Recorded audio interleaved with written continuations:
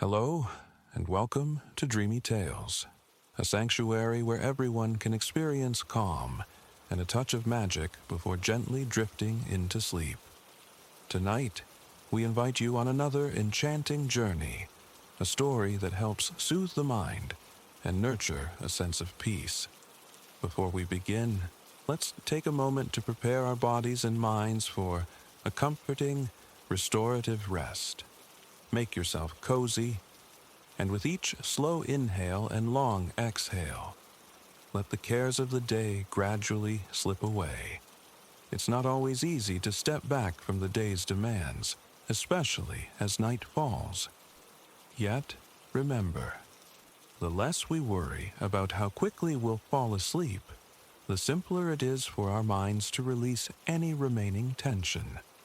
Allow the gentle flow of your breathing to wash away lingering concerns, and let the story ahead guide you into a state of deep relaxation.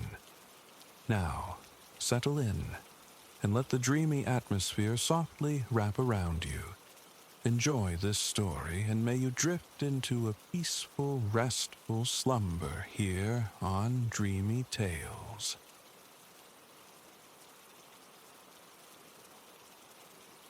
Birdsong spills from the blossoming cherry and apple boughs as Auguste Dubois, straw hat perched jauntily, pushes open the door of his dwelling.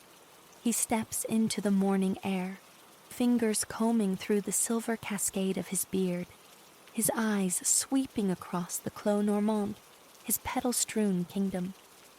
Dewdrops, like tiny jewels, cling to the newly unfurled flowers, a tapestry of pink, violet, white, and crimson. A smile touches his lips, a quiet affirmation of the scene, before he stoops to retrieve a small leather satchel and a folded wooden easel. Down the gravel path he ambles, pausing before a vibrant company of peonies. Squinting, Auguste appraises the blushing blooms, the intricate layering of their petals. Nearby, a honeybee hums its low, thrumming tune. The air, still crisp, gathers warmth with each passing second. Yes, he muses, this shall be the day's altar. Auguste unfolds the spindly legs of his timber easel, planting its tripod firmly upon the gray stones. Bending again, he unlatches the satchel, revealing brushes with short, eager bristles, a wooden palette awaiting its chromatic destiny, and an array of oil paint tubes. Even now, 4 decades since their advent, the liberating convenience of tubed pigments fills him with gratitude. Their ready nature allows swift work outdoors, squeezing vibrant ribbons directly onto canvas or mingling them upon his palette. This communion with the outdoors, the painter's ritual known as en plein air, had been Auguste's devotion since his youth. As a young man, he'd spent countless hours gazing across the shores and quays of his coastal hometown, Le Havre, in France's Normandy region. He'd observed the ocean's chameleon heart, how its colors shifted with the sun's traverse or the weather's whim. Consider the aquamarine shimmer of waves on a brilliant summer day, or the ominous gunmetal gray heralding a squall. Recall the vast navy cloak of the sea at twilight, its utter inkiness under a moonless sky.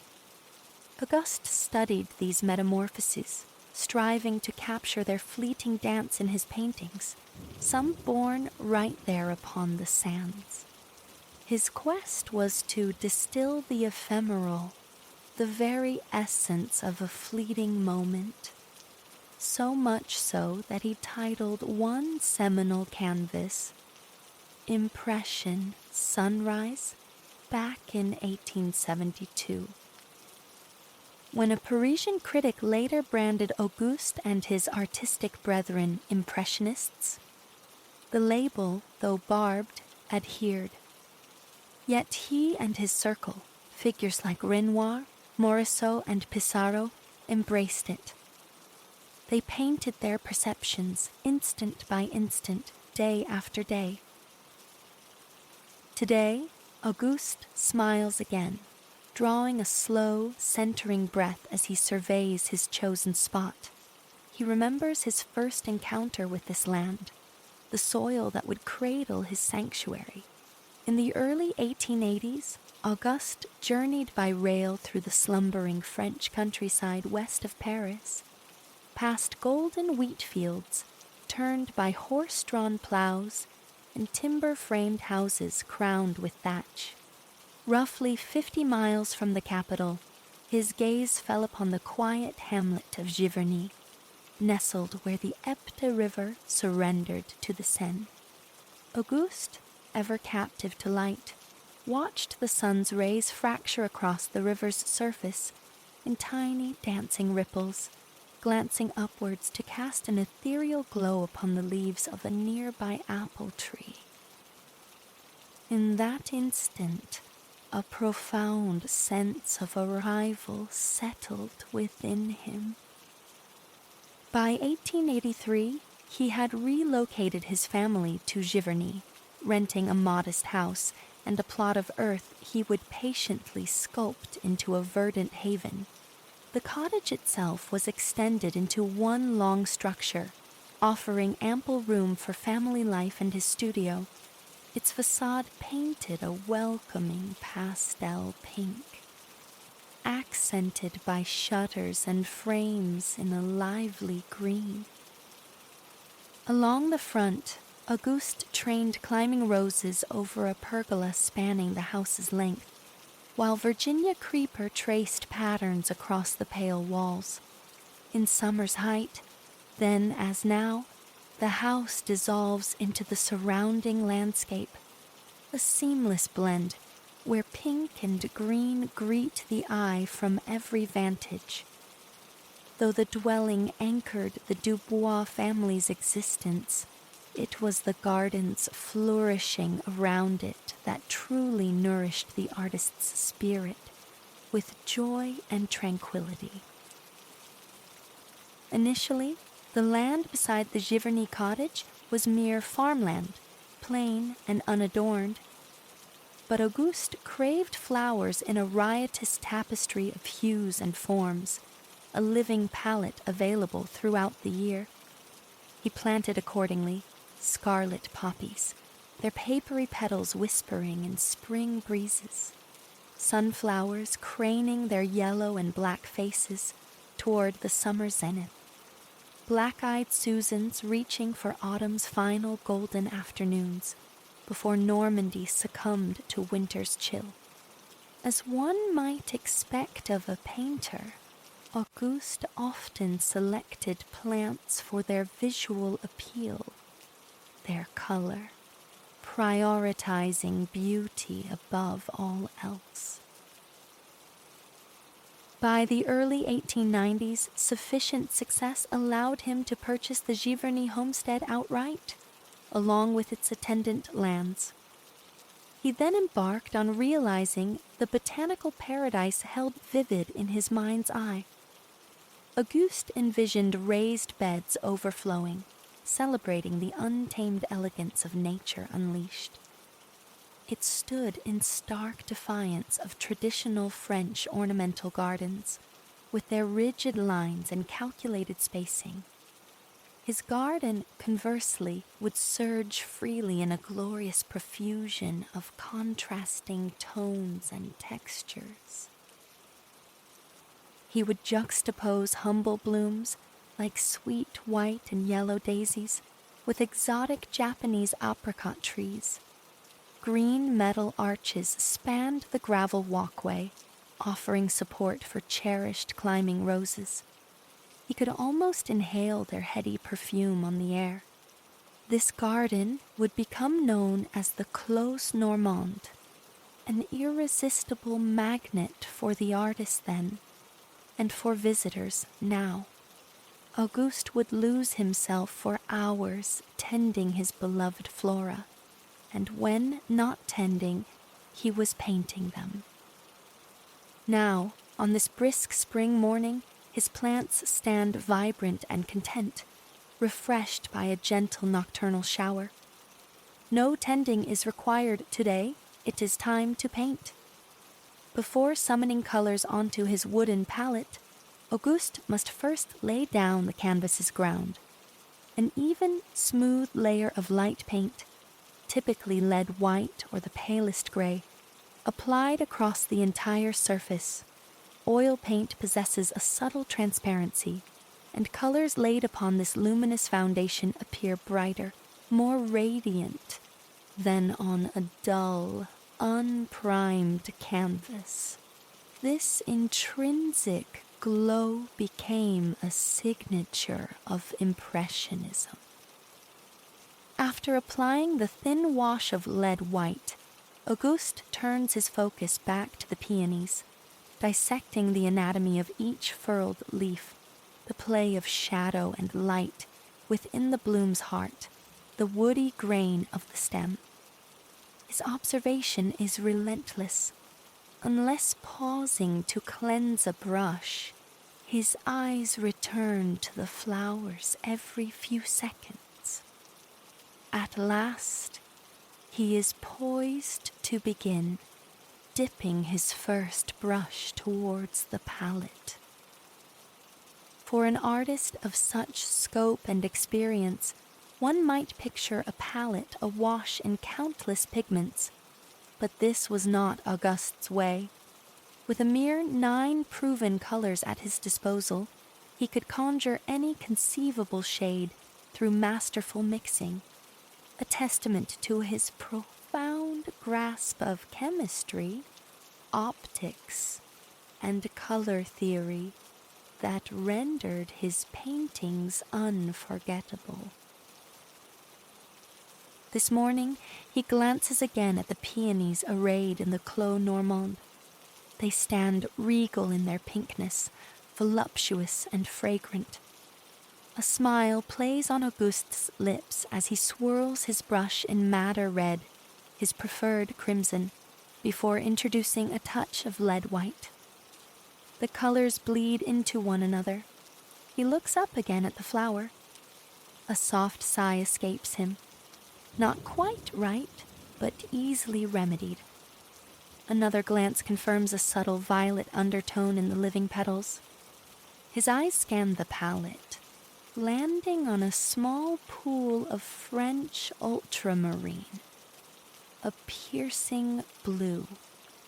Swirl, swirl, swirl, until his brush mirrors the floral opulence before him.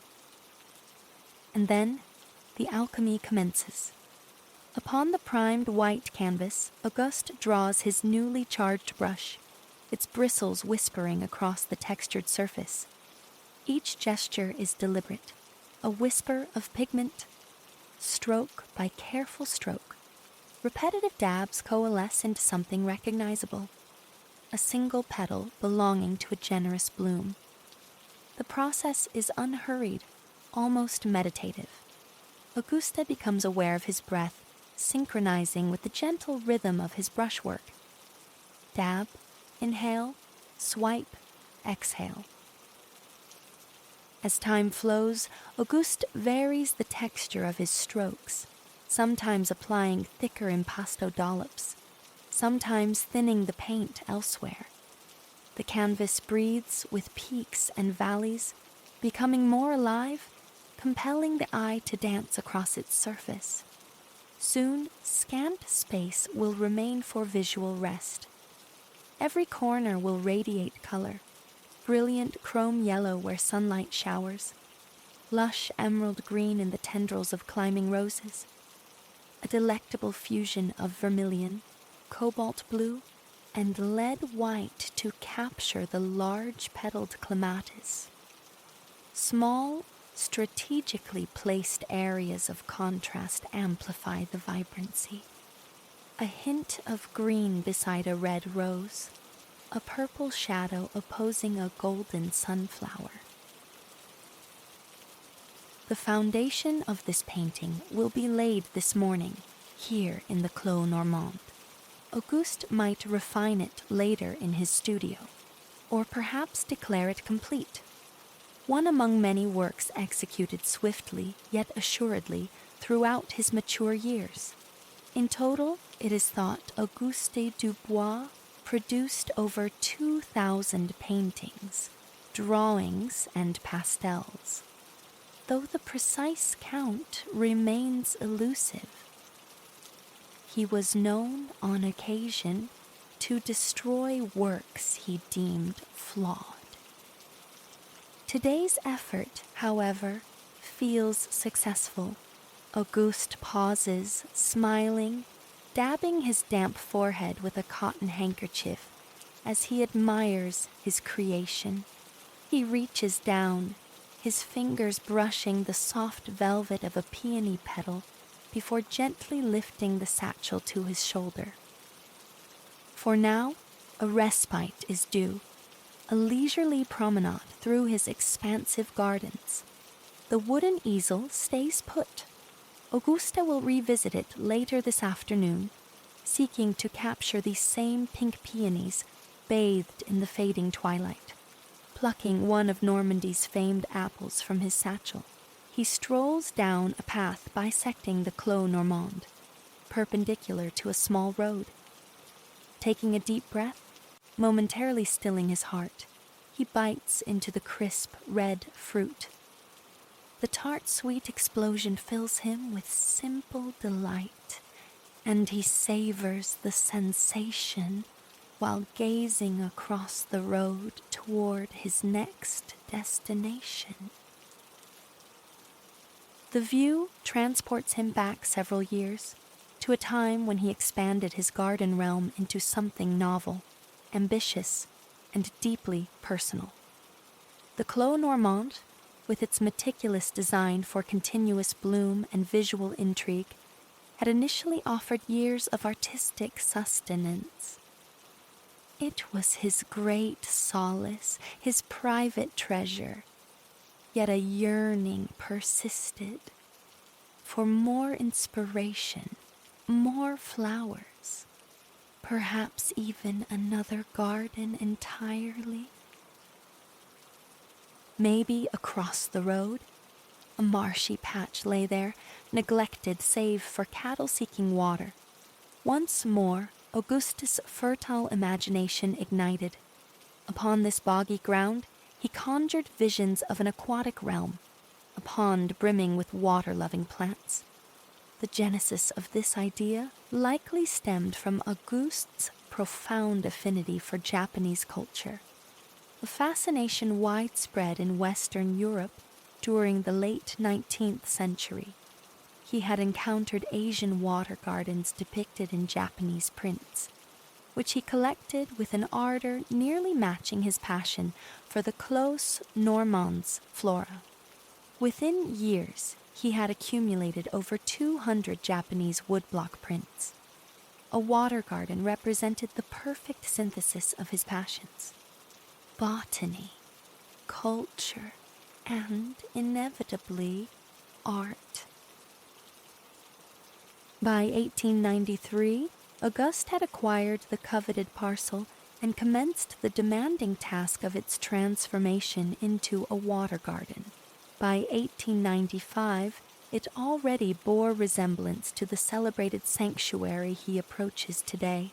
Crossing the road, descending towards his Japanese water garden, he is greeted by lush, weeping willows cascading their tresses over a tranquil pond. Stands of woody green bamboo fringe the water's edge. Japanese maples and Asian varieties of peony and wisteria inject bursts of color. Here, Auguste masterfully wove together Asian aesthetics and Normandy's native charm. Most iconic were the two curved Japanese bridges he commissioned, which arc over the water in serene parabolas. Departing from tradition, where such bridges are typically painted red, Auguste chose a vibrant blue-green.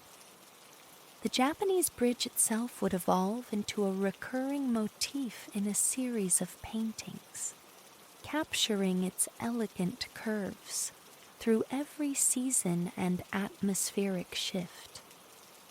The fiery tapestry of autumn foliage, the ethereal mists of a chill winter dawn.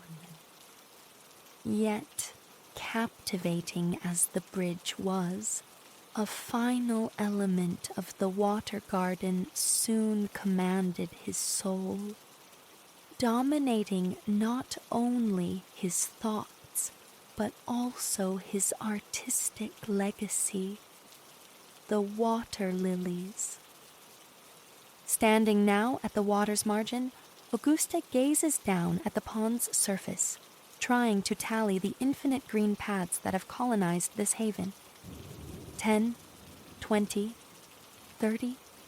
Counting them all is an impossibility.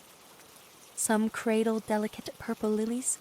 Occasionally, a small green frog surveys its domain from atop one. These water lilies have become Auguste's singular obsession. He tends them devotedly, aided by a full-time gardener. To friends, he often declared that his water garden and its lilies could transport him to sheer ecstasy.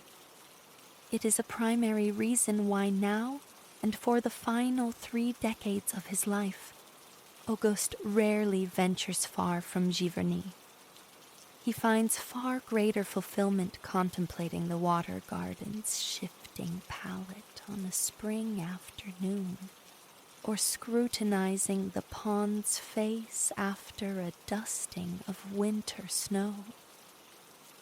He grew mesmerized not just by the permutations of light, but by how the faintest breeze sent ripples skittering across the pond, fracturing the mirrored world below into an abstract mosaic of color and indistinct shapes.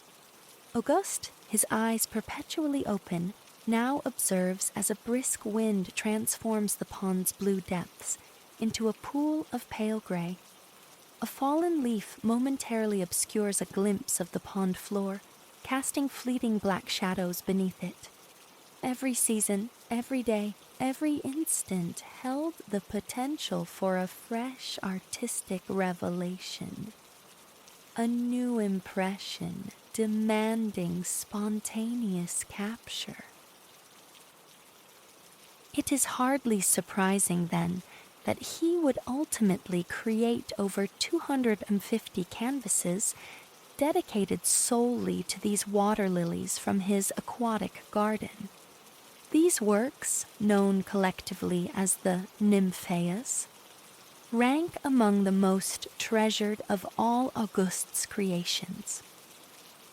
When we encounter his paintings today, it can be easy to overlook their scale, their resonance, their significance.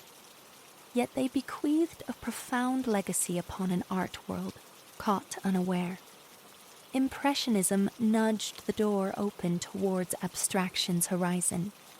It revolutionized conceptions of how light, color, tone, and texture could be rendered, offering new vocabularies for expressing emotion and sensation within the physical medium of paint. Auguste's paintings are undeniably masterpieces, but his gardens, too, can be regarded as a magnum opus. These cultivated spaces were, and remain, living works of art that birthed creations of their own, continuing to inspire artists even now. Today, however, Auguste's thoughts dwell far from artistic posterity. He is immersed in the present moment, enveloped by the gardens he so lovingly planted and will continue to lovingly paint. Even after all this time, the sheer beauty surrounding him can still steal his breath. As the day concludes, the sun dips behind the willows arching over the water garden. Auguste leans against the steadfast trunk of a tree he nurtured from a sapling. He listens to the cricket's insistent chirp, the frog's guttural reply. The moon, ascending softly, will soon mute the garden's daytime symphony of color into subtle variations of blue, purple, and gray. Darkness approaches. He rises and retraces his steps across the Japanese bridge, ascends to the road, crosses back towards the Clos Normand, seeking repose. Auguste draws one final breath, inhaling the lingering perfume of the flowers embracing him.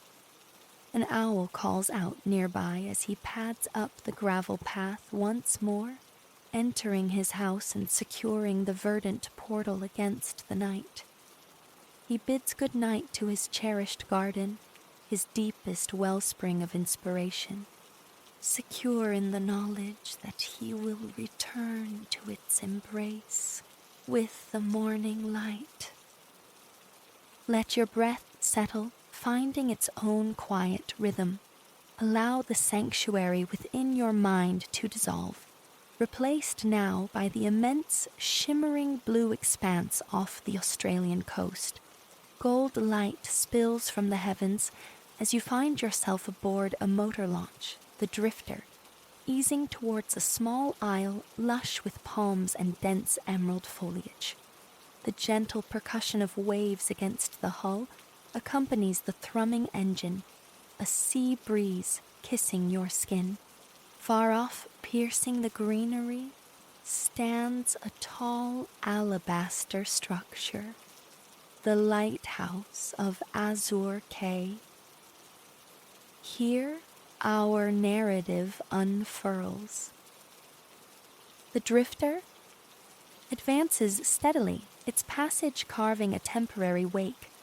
Rory, the skipper, confirms the island's name, Azure Cay, whispered like a local secret. Nearing the shore, he cuts the engine. The boat drifts, momentum slowly yielding. Silence descends, amplifying the soft sighs of waves against the white fiberglass. Peering overboard, you witness vast fluid constellations of minuscule fish darting through the shallows, their collective movement casting fleeting, rippling shadows across the pale umber sand beneath. Ahead, the island reveals its miniature forest, fragrant palms mingling with native gum trees. Their leaves dance in the breeze, wafting a subtle, sweet perfume towards you. Ascending from this verdant heart is the stark white lighthouse, its stillness a profound counterpoint to the kinetic energy of rustling leaves and lapping water. The sound from the trees is a gentle susurrus, a welcoming ovation. Though diminutive, this stretch of land possesses an undeniable beauty. As you glide closer, the coastline's palette captivates. Transparent shallows reveal the sandy bottom, transitioning further out into gradients of turquoise and sapphire that stretch unbroken to the distant horizon, where the ocean melts into the pale wash of the sky. The launch nudges gently against a wooden pier. You step onto the sun-bleached weathered timbers, poised for exploration. Rory offers a parting wave from the Drifter. He has fishing plans, but promises a return later in the day to collect you. The pier guides you onto a ribbon of brilliant white sand encircling the entire quay. Leaving the wooden walkway, you cross the beach into a shaded clearing beneath towering trees. A semicircle of huts and cabins nestles here, havens for visitors lingering longer. Running a hand over one cabin's smooth wall, you detect a faint pattern of tiny grooves, an echo, perhaps, of the offshore swells. Beyond the largest cabin, a a thicket of leafy trees screens the base of the Azure Kai lighthouse. This edifice, the island's focal point and the purpose of your journey, beckons. Yet the call of the surrounding nature proves initially stronger. To one side, a weathered signboard details the local fauna. You scan the text, learning that the creatures inhabiting this isle are descendants of generations past. Some braved the swim from the mainland, others arrived through migratory tides. Over time, they forged their own distinct community here on Azure Kai. Embarking on a circumnavigation of the island, you draw in its unique perfume, a blend of palm, salt spray, and sun-baked earth. It smells, quite simply, like perfection by the sea. Your path curves gently, the pier soon slipping from view. After a time, the allure of the water becomes irresistible. Distant reefs buffer the quay from powerful waves, rendering the near-shore waters calm, inviting. Shedding your shoes, you wade in, the coolness rising up your legs. Then a full immersion, gliding through the refreshing embrace of the sea. You float effortlessly on your back, buoyed by the gentle current. The midday sun burns bright and potent. You close your eyes against its glare, surrendering to the water's cradle. Cool sea soothes your back while the sun lavishes warmth upon your face and limbs. Here, enveloped by the ocean, the only sound is the quiet murmur of water around you. After several minutes of repose, deeply relaxed, you feel renewed and ready to proceed. Wading ashore, you retrieve your shoes and traverse the sand once more, discovering a narrow, well-worn track, meandering through palms and coconut trees. Fallen fruit litters the ground.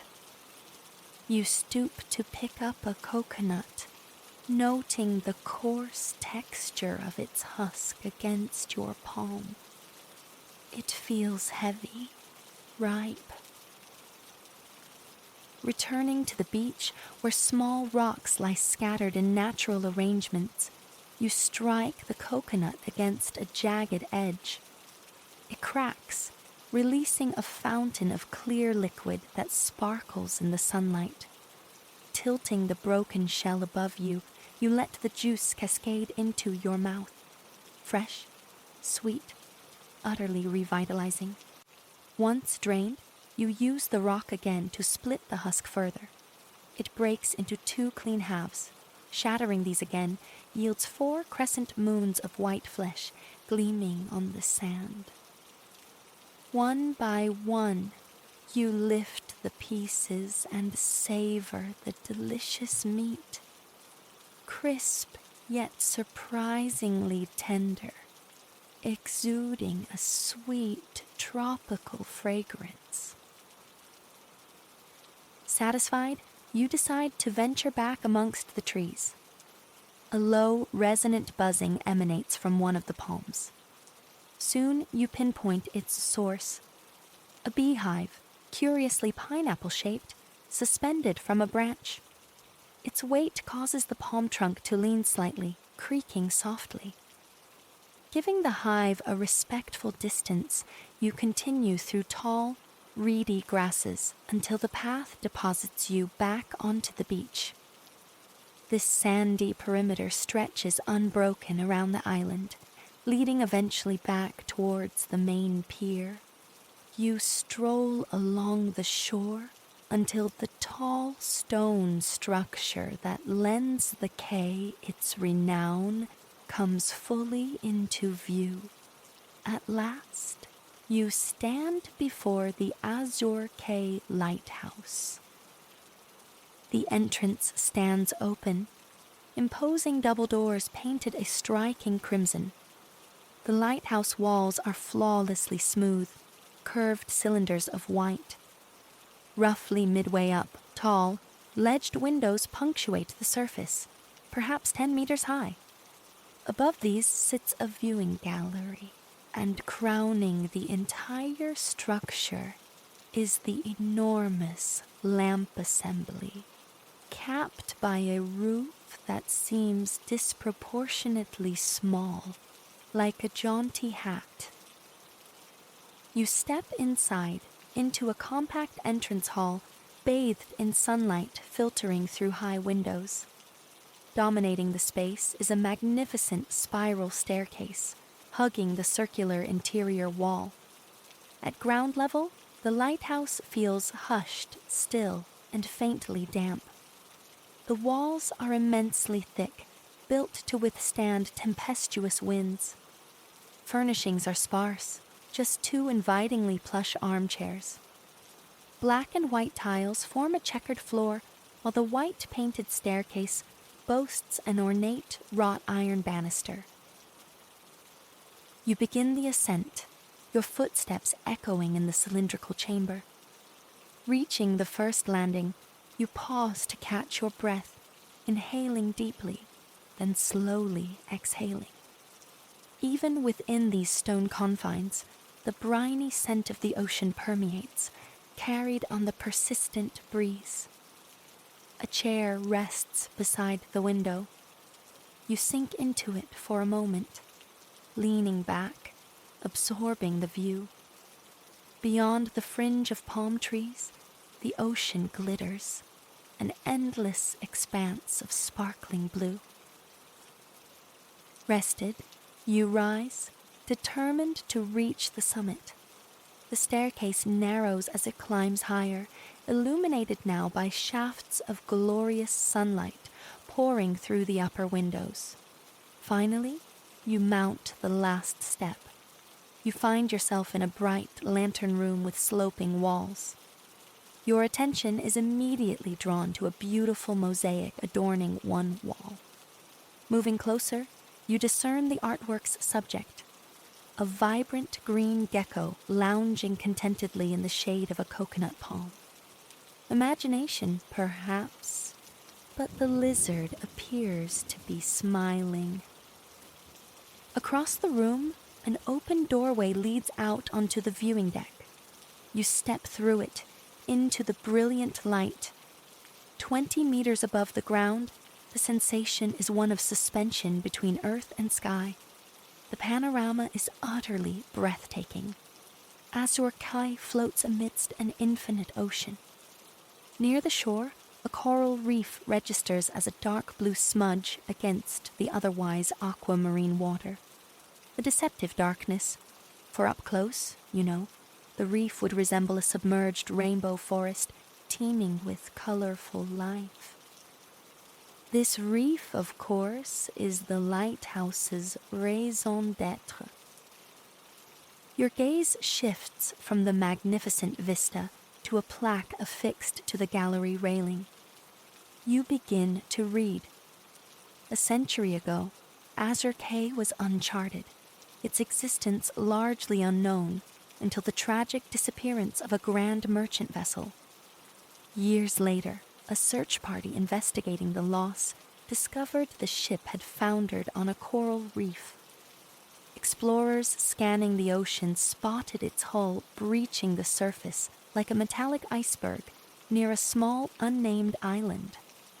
For many years, the wreck remained undisturbed by humans, becoming a haven for wildlife.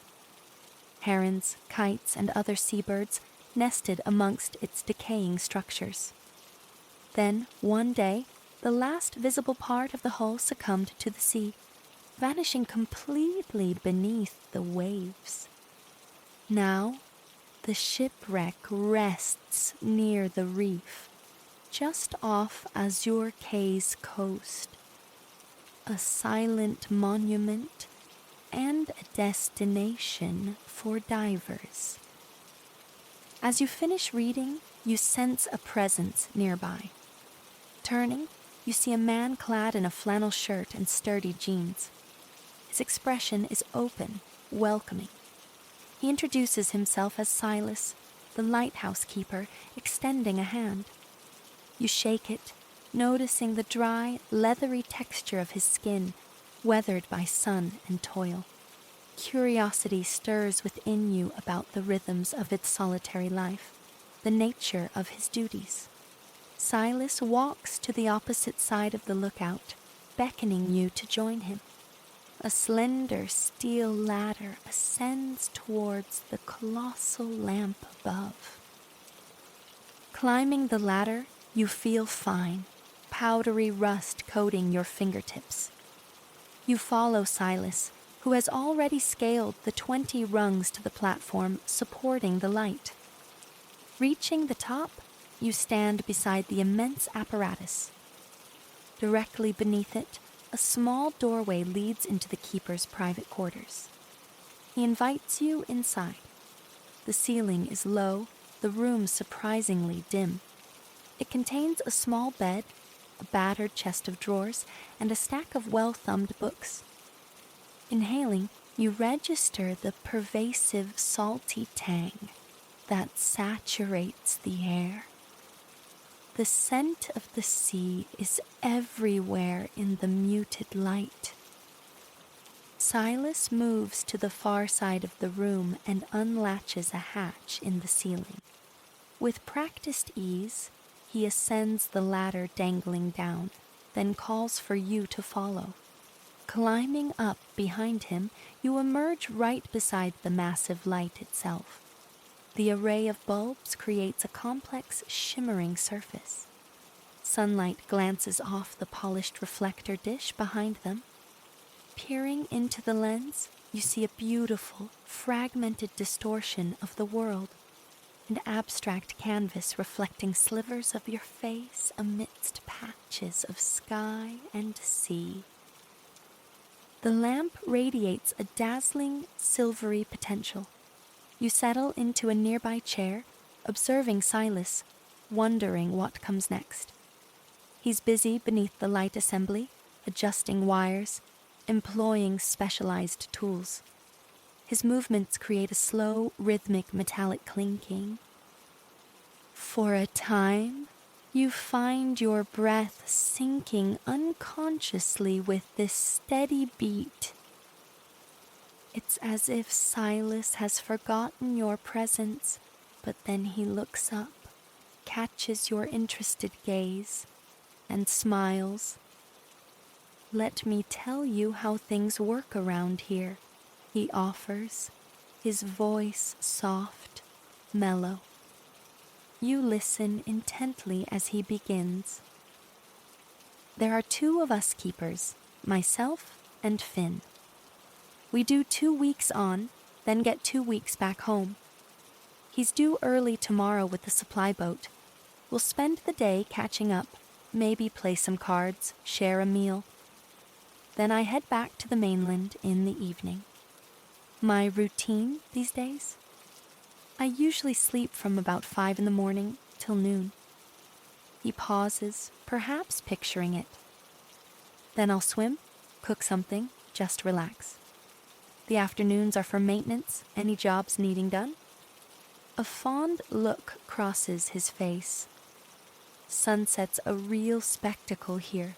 You should stay for it. And once it's dark, well, that's showtime. I fire up the light, check the shipping logs for planned voyages, get on the radio, see what's happening out there. Just making sure everything runs smooth. That's what I call a job well done. While Silas speaks, you gaze out through the lantern room glass. Sunset is indeed approaching. The sun hangs just above the water, poised as if for a final dive.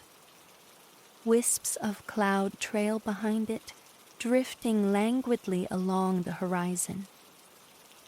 Glancing back at Silas, you notice he's bent over, focused on something in his lap. You approach quietly and see he's sketching. A small parakeet takes flight amidst palm fronds on his paper. Silas explains that drawing helps pass the time. He usually completes a few sketches each shift. He offers to show you more of his work. Descending briefly into his cabin via the hatch, he reappears a moment later, holding 2 crisp sheets of paper. The drawings are exquisite. One, rendered in sharp black and white, captures the sinuous form of a sea snake gliding into deeper water. The intricate detail on its striated body seems oddly familiar. The other, softly shaded with colored pencils, is atmospheric and full of life. It depicts cheerful tourists dining outdoors, a vibrant meal of orange fish and coconut curry spread before them. Rory, the skipper who brought you here, is in the picture too, grinning as he strums a guitar for the holiday makers. Suddenly, you recognize the style. You've seen postcards like these in mainland souvenir shops. When you mention this, Silas nods, pleased. They are indeed his creations, he confirms. Then he gestures towards the window. The sun is setting. Half the fiery orb appears to rest upon the ocean's surface, its reflection on the dazzling water completing the circle. The sky ignites, transformed into a watercolor masterpiece of molten orange and soft pink. You watch, mesmerized as the sun sinks lower, finally slipping beneath the horizon, leaving only lingering rays painting the clouds. Looking at Silas, you're struck by his expression. A quiet smile, tiny lines crinkling the corners of his eyes. Perhaps it's gratitude, you think, for the daily privilege of witnessing such beauty. With the sun gone, it's time for Silas's primary duty, activating the light.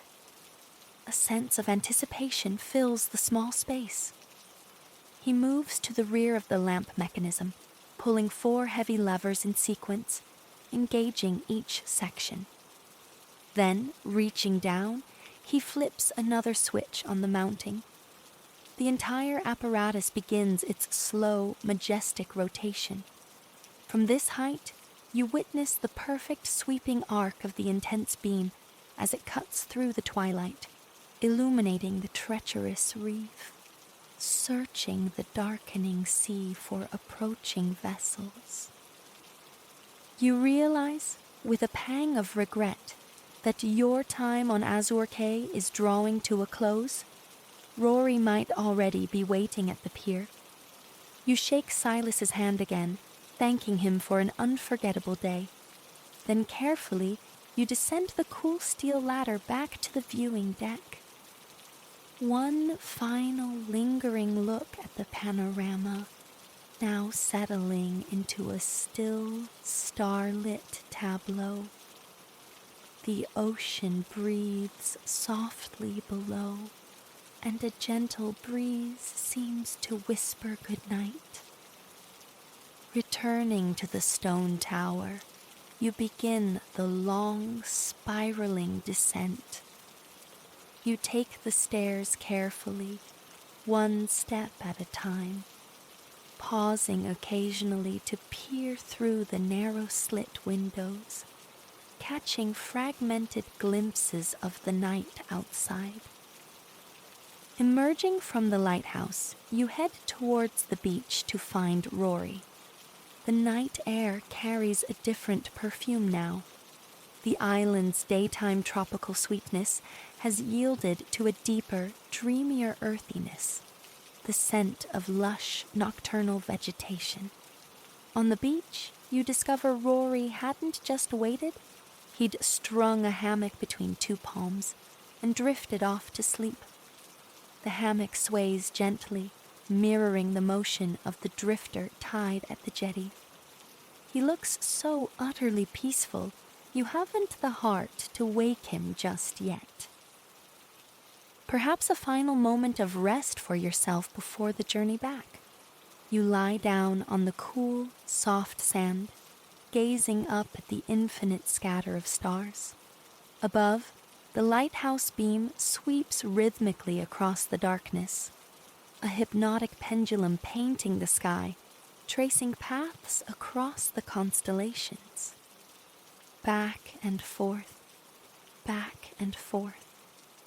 You close your eyes, drawing in a deep, slow breath, and exhale completely. It is time to rest now, to dream of this perfect day.